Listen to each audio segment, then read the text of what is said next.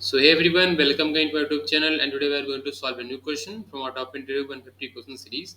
And today's question title is insert interval. So let's understand this question. So we have been given an interval array, and this interval array consists of the intervals. These are the intervals, and these intervals are non-overlapping intervals. That means you have got different intervals, and these intervals does not overlap to each other. Again, we have been given a new interval array, and this also consists of an interval where first is the start index and second is the end index of this interval. And what we need to do is that we need to insert this given new interval in our intervals. And after inserting this, we have to make sure that no interval should be overlapping.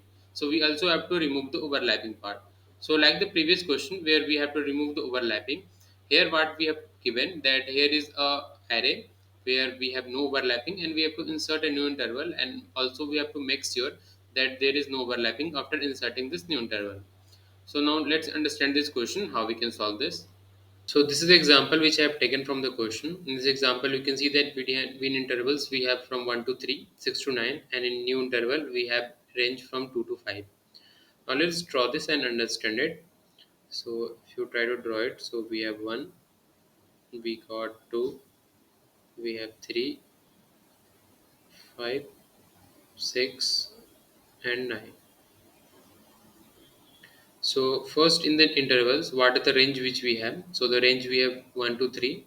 So let's first draw this. We have 1 to 3. Next we have 6 to 9. 6 to 9. Now let's drop for the new interval. So in new interval, what is the range? We have 2 to 5. This is our range. So here you can see that according to question, what we need to do is that we need to insert this new interval in our intervals. So what we have done is that we have inserted it. So by inserting, so what you get the ranges. So you get a new range which includes 1 to 3, 2 to 5, sorry, 1 to 3, 6 to 9, and 2 to 5. So after inserting this, the one thing which we have to make sure that there is no overlapping. So this is the approach which we're going to follow. That first we will insert it, and then we make sure that there is no overlapping in that range. So how we'll do that? So as we have done in the previous question, what we need to do is that we need to first sort this interval. So if you after inserting this new interval, if you sort this the current interval range, what you get 1 to 3. Next range which you get 2 to 5, and the last range which you get is 6 to 9. So what we have done by sorting is that we have make sure that the starting index is in the sorted order. That means the one is going to come at this position, this position, and then the next interval for starting index, and the next interval is starting index. So this is the what we have done, that we have make sure that it is in a sorted order. Now next what we need to do is that we have to find that where is overlapping occurring. So here you can clearly see that this is the overlapping which we need to remove. And how you can say that there is overlapping? So whenever you find that the starting index of the next interval is less than the end index of the current interval. So if you get that your end index of your, you can say previous interval, so we are taking previous interval. So if you get that the end index of your previous interval, which is from 1 to 3, is now greater than your starting index of your next interval.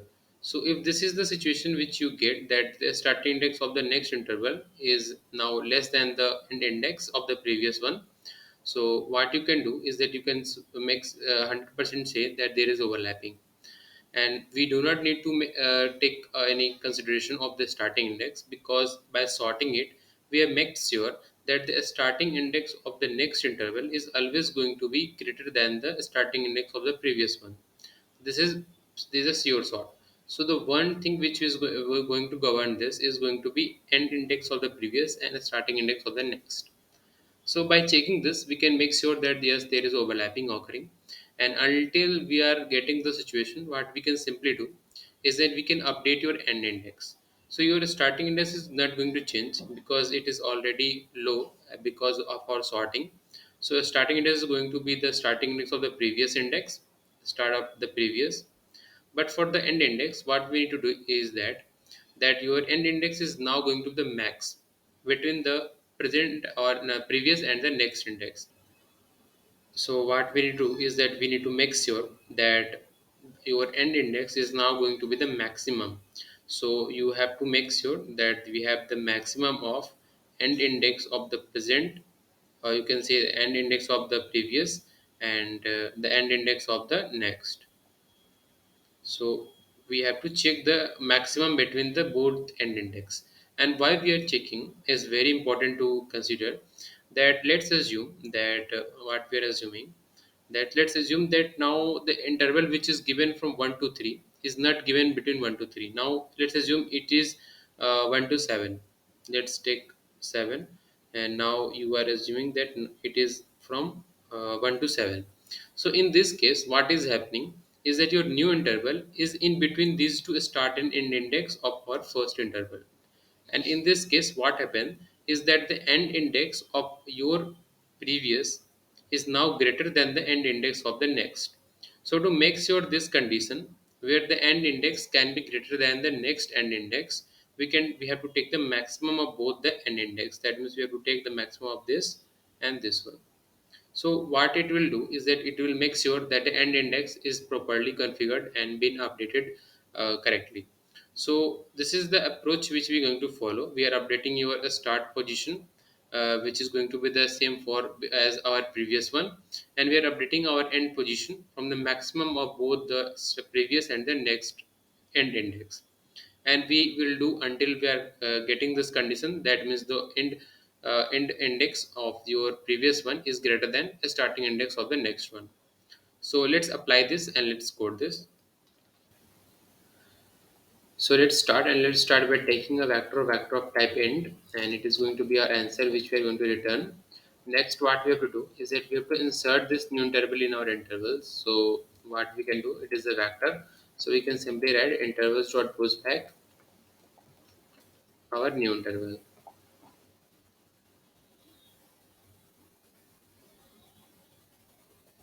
Now next what we need to do is that we need to update our, you can say sort our intervals.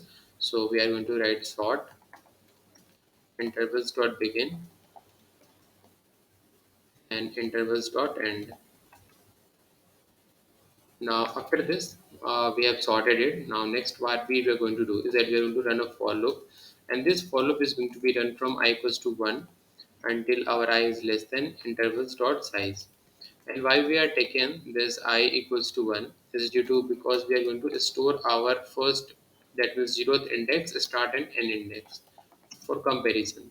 So we are going to write a start is equals to intervals 0 comma 0, and next we have our end is equals to intervals 0 comma 1. Now next what we do is that we have to check one condition which we have discussed, that if your previous n index, that means your e, is greater than or equals to your intervals I comma 0. That means if your n index is greater than or equals to the next starting index, we have to update your n index because your starting index is going to be same because you already sorted it and the previous starting index is going to be continued. We have to only store update our end, which is going to be max of, and we are storing max because there may be chances both can be maximum, e comma intervals I comma 1. Now next in the else part, what we have to do is that we have to push this in our vector, because in this condition what we have got that this is not been satisfied. That means now we are at a position where we have a start and end index which we need to insert in our vector. So we'll write ns dot pushback our start and end index. Now next after this, after pushing this for comparison to the next intervals, we have to update our start and end index. So we are writing a start is equals to our I comma 0, and our end is now equals to intervals I comma 1. So after this loop is complete, so this is the overall loop. Now after what happens is that when you are at the last index, so what will happen at this position is that you have to insert the whatever which you have accomplished till the previous intervals, but the current interval is now being stored in your start and end index, because here you can see that in if condition you have updated your end, and your else condition you have pushed your value, but you have again initialized your start and index of the current ith position. So this one is left. So we have to simply insert it again. So we can simply copy and paste this. So this will do. Now we will return our answer. Now let's run this code. So this is accepted. Now let's submit this. So this is submitted. So this is a question for today, and this is an interesting and very straightforward question. So we have learned different approaches and how we are solving interval problems very simply. Now stay tuned. You are going to see the Python and Java solution in the same video. Let's meet in the next video. Until then, keep learning, keep exploring. Thank you all.